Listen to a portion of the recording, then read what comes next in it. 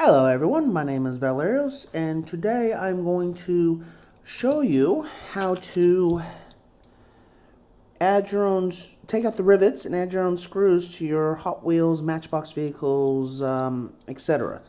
Now, the method I'm going to show you, I'm going to consider this to be a beginner's method. This is a good one for anyone who's just starting out to try and to do.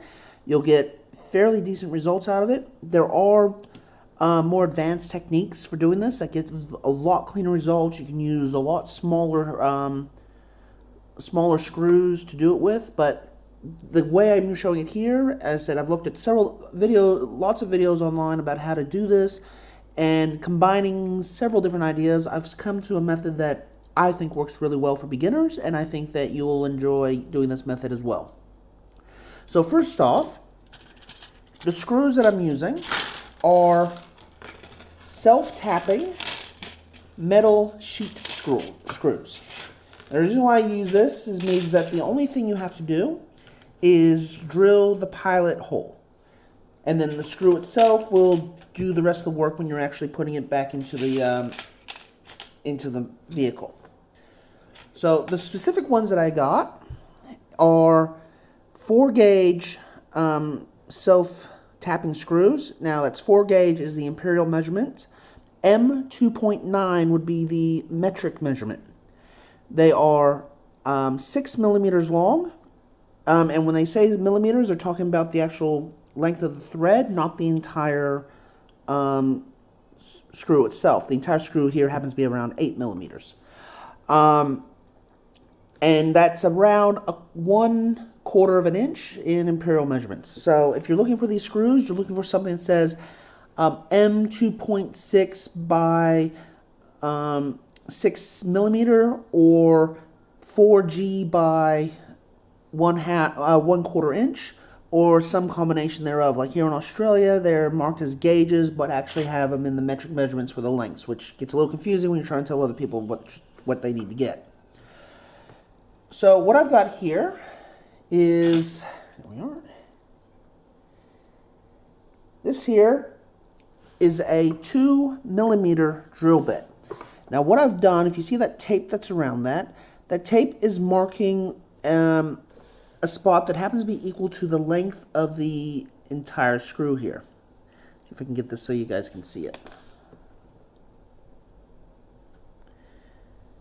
Yeah, so you can see the length of the entire screw is about the length of the drill bit that I've actually got sticking out here. The reason for that is when we're drilling our pilot holes, we don't want to really go any deeper than that. One, there's no reason to. And two, you notice the rivets that we have on there that starts off with, those rivets actually happen to be themselves about the height of the screw that we're going to be putting in there. So we just want to be able to drill our pilot holes down to so that the tape is flush with the top of the rivet. Now we are going to drill the pilot holes first before we remove the rivet.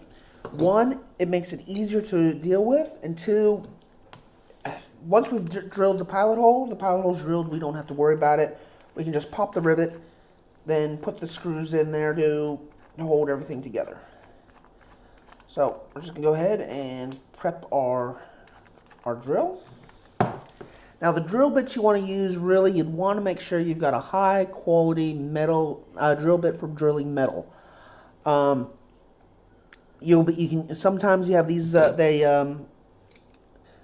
cars are plastic with the metal bases. Sometimes they're metal plastic bases with metal cars. Sometimes it might be a little bit of a mix depending on how they're actually put together. But the point is, you want something that can handle the metal and something you can use over and over and over again. And once you've taped it up for your screw, just leave it like that. I mean, if you need the drill bit, you can get another one to do with what you want with. So just make this your drill bit specifically for the cars. If it breaks, you're just buying a new one just for the car. So, if you notice that the hole that's in the rivets there just happens to be approximately the right size for the 2 millimeter drill bit. And that's what we're going to use as our guide. So we're going to start there. You just line it up.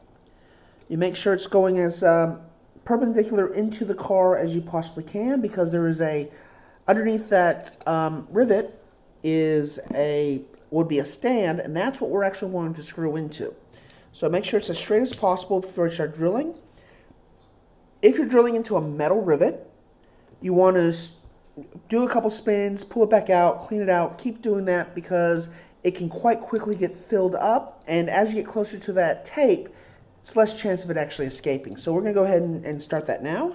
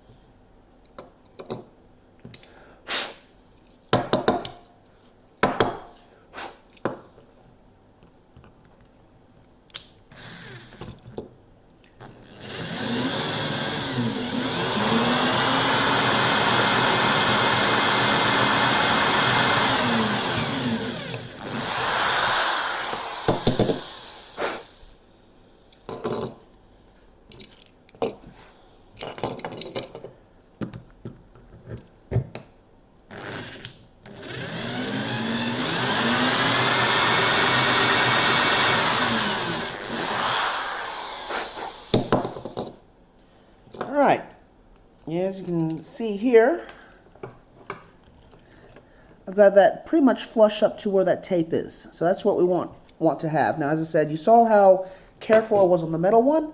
If you've got plastic rivets, like I think this one on the other side is actually plastic, you don't have to be as careful, but you do want to make sure you're not drilling too fast that you're going through it quicker than you need to be. So let's go ahead and drill this one out. And what you should be doing, actually, which I'll do here, is have like a piece of wood underneath it. So if you make a mistake and drill straight through the car, you're not going to go into anything important on the other end.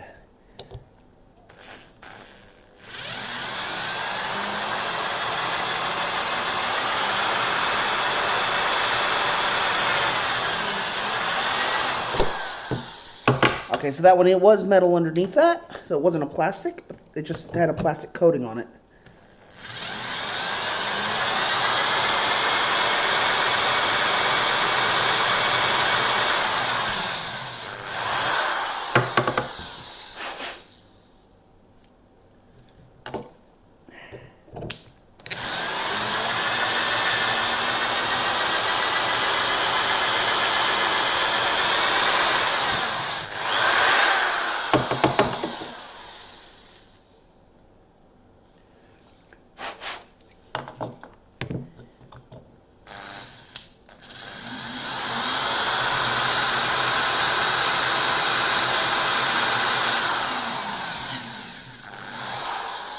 Alright, that's about as low as I dare to go on that one. It's close, but it just happens to be really shallow on that side. I don't want to accidentally go all the way through it. And yeah, so as you can see, I'm pretty much flush with that now. So the next step is to now actually drill out the rivet itself. So I've got the pilot holes drilled. I know you actually get the rivet popped itself. And this one here, you don't want to be too quick about it. Now, you do not want to use a drill bit that is bigger than the head of the screw you're planning to use. In this case here, the screw that I'm using has a head about 5.34 mils. I do not want to go anything beyond a 5 mil head to pop out that rivet. I don't want to. If I do anything bigger than that, I might accidentally go through the plastic and make a hole that I can no longer seal up, and then we'll have to revert to glue. So I'm going to start to try to pop it with a 4.5 mil. And that way, that should give me enough room that if I make a mistake, that I can still do something about it. Now, with this one here, you do have to be a little bit more careful, making sure that you're putting the drill bit right there in the center of the hole that you've already done for the pilot. And you don't want to go quickly for this. We're just wanting to pop that rivet. We don't want to go any deeper than we have to. So you're dealing with just like this type of motion. Just really slow, just to try to pop it. And once you've done that first bit where most of it's popped, you try to pull it apart. If it won't pull apart, you might have to go to the next size up as a 5 mil to finish popping that rivet out. But hopefully this one here will do all I need it to do, so we'll see.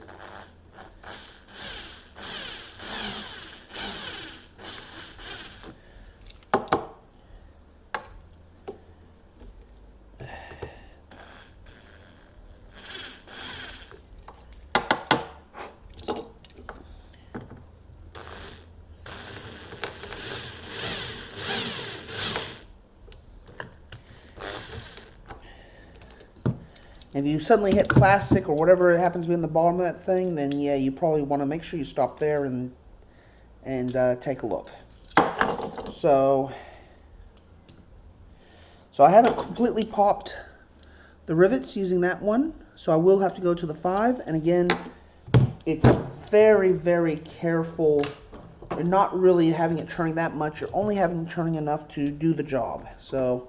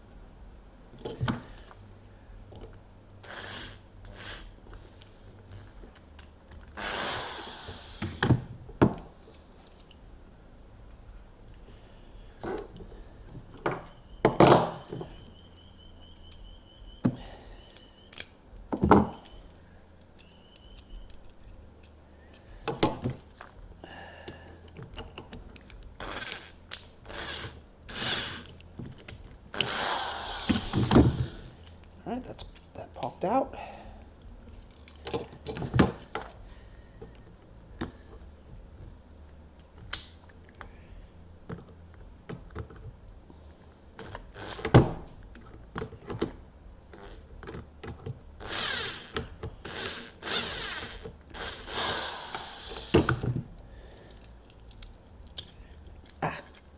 Alright, as I said, very careful, very gradual, and yeah, pulls right out. Now sometimes, as I said, you might get these little bit of like pieces here that when you're doing it, like a little bit into the plastic I had to go to get it to do what I wanted.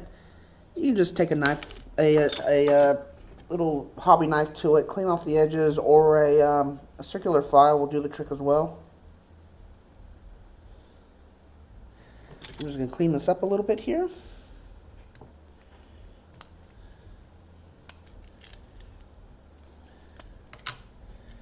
And a little bit of metal here that's kind of like a little sticking out, but just trim that with the pliers. There we go. One piece with the wheels. Get your seats, windows, and your actual car itself. So we'll go ahead and put it all back together here.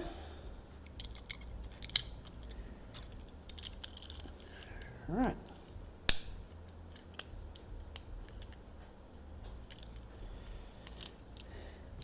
And sometimes, as I said, when you've done it and you put it back together, you do have to make sure you're trying to put it back together the same way. In this case here, I've got a little bit of a edge issue trying to get back into this part right here because the metal kind of like came up a little bit.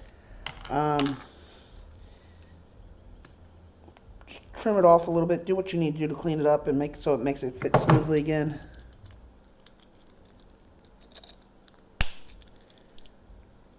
Yep. Okay.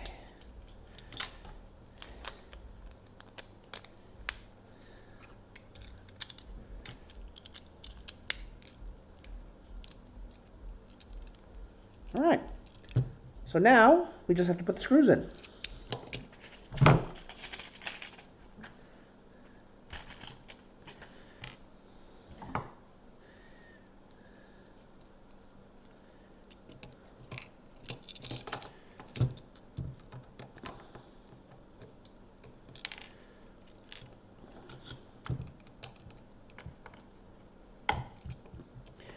And I said, remember, because you got the guide hole in there, all you need to do is make sure that the screw is going in straight as possible.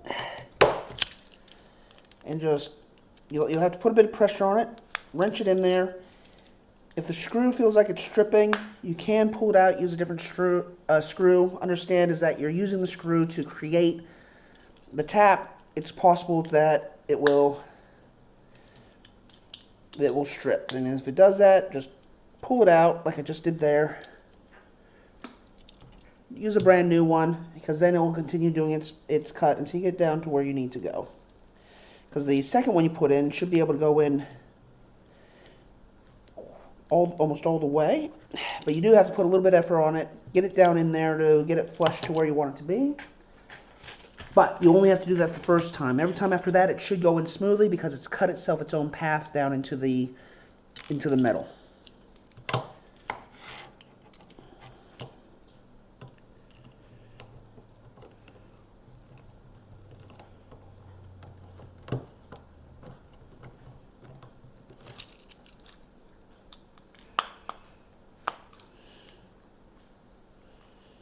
All right. And there we have it. A wheel, or a Hot Wheel